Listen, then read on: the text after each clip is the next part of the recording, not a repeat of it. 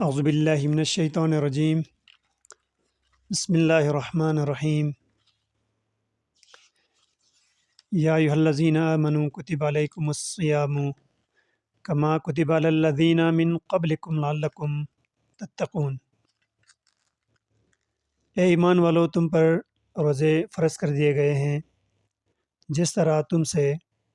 پہلے لوگوں پر فرض کر دیے گئے تھے تاکہ تم متقی بن جاؤ۔ آیت کریمہ کے سلسلے میں ہماری گفتگو جاری تھی۔ اس آیت کے بعض مفاہیم کو ہم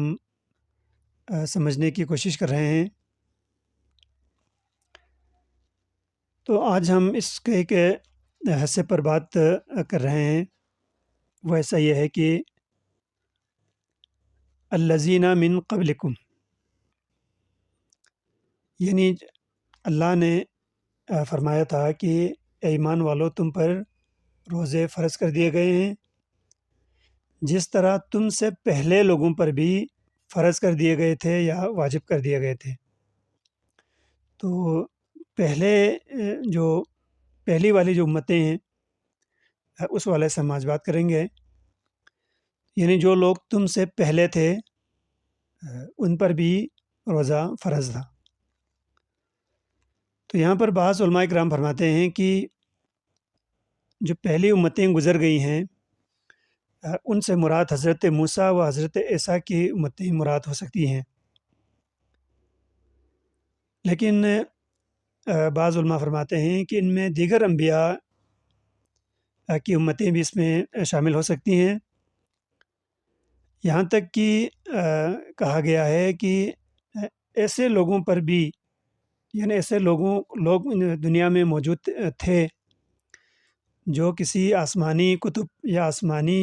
جو ادیان میں سے کسی کے پیروکار نہیں تھے، لیکن وہاں پر بھی روزے کا کوئی نہ کوئی تصور موجود تھا۔ تو لیکن یہ واضح نہیں کیا گیا ہے کہ جس طرح سے امت محمدی پر، پیغمبر کی امت پر جو شرائط اور کیفیات کو واضح کر کے روزہ رکھنے کا حکم دیا گیا ہے، وہ ان سے پہلے گزرنے والی امتوں پر اس طرح سے فرض کر دیے گئے تھے یا واجب کر دیے گئے تھے، اس طرح کی کوئی بات آیت میں واضح نہیں ہے۔ البتہ علماء فرماتے ہیں کہ جو چیز پہلی جو امتیں ہیں اور پیغمبر کی جو امت ہے، اس میں جو بات مشترک ہے وہ یہ ہے کہ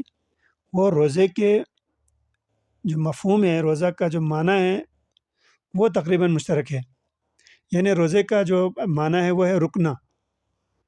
اس معاملے میں تقریباً یہ تمام جو امتیں گزری ہیں وہ مشترک ہیں، لیکن اس کی یہاں پر اس کی خصوصیات، ان کے جو شرائط ہے وہ یا کیفیات ہے، اس کے حوالے سے بات نہیں ہو رہی۔ بہرحال الذین من قبلکم سے جو اجمالی طور پر یعنی وہ امتیں مراد لی جا سکتی ہیں جو پچھلے انبیاء کے پیروکار تھیں۔ تاہم آیت میں اس بات کی،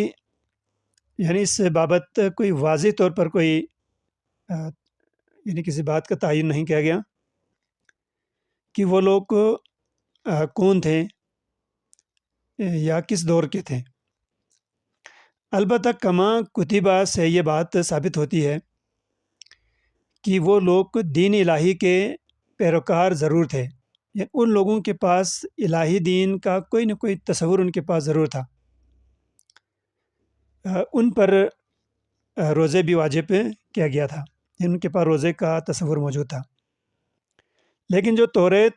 اور انجیل اس وقت عیسائیوں اور یہودیوں کے پاس موجود ہیں، ان میں کہیں بھی مسلمانوں پر جس طرح سے روزے فرض کر دیے گئے ہیں،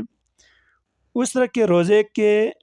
واجب ہونے یا لازم ہونے کے بارے میں کوئی واضح ثبوت نہیں ملتا۔ البتہ روزے کا تصور ضرور موجود ہے، اور اس کی تعریف و ستائش اور قدردانی کے الفاظ ضرور ملتے ہیں۔ چونکہ روزے کا تصور موجود ہے، اس لیے عیسائی اور یہودی سال کے چند دنوں میں اپنے طور پر مختلف انداز میں روزے ضرور رکھتے ہیں۔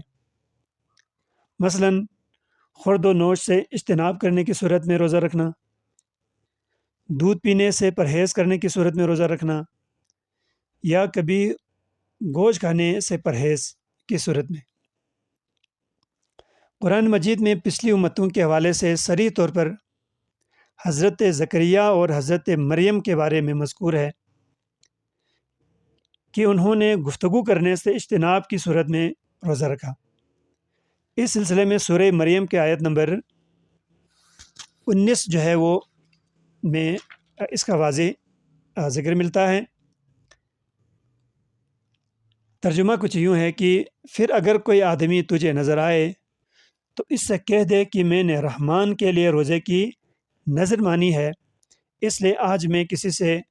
نہ بولوں گی۔ لیکن سورہ آل عمران کی آیت نمبر 41 میں حضرت زکریا کے حوالے سے روزے کا ذکر واضح طور پر تو نہیں ہے، بلکہ 3 دن تک یا 3 دنوں تک لوگوں سے اشاروں کے سوا بات نہ کرنے کا ذکر ضرور ہوا ہے۔ اب ہم آتے ہیں اس کی مختصر تاریخ کے بارے میں۔ بعض علماء فرماتے ہیں کہ روزہ ان تمام اقوام کے نزدیک بھی ایک دینی عبادات سمجھا جاتا تھا جو ادیان سماوی میں سے کسی بھی دین کا پیروکار نہ تھی۔ مثلاً قدیم مصر، یونان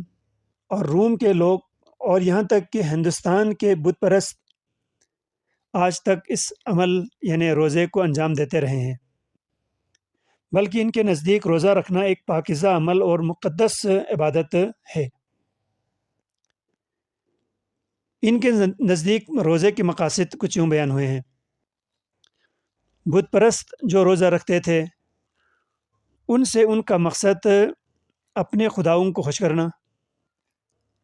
یا کسی جرم یا نافرمانی کے ارتکاب کے بعد اپنے خداؤں کی آتش غضب کو ٹھنڈا کرنا، یا جب کوئی حاجت درپیش ہو تو اس کے پورا ہونے کے لیے روزہ رکھنا تاکہ ان کے خدا ان کی حاجت روائی کریں۔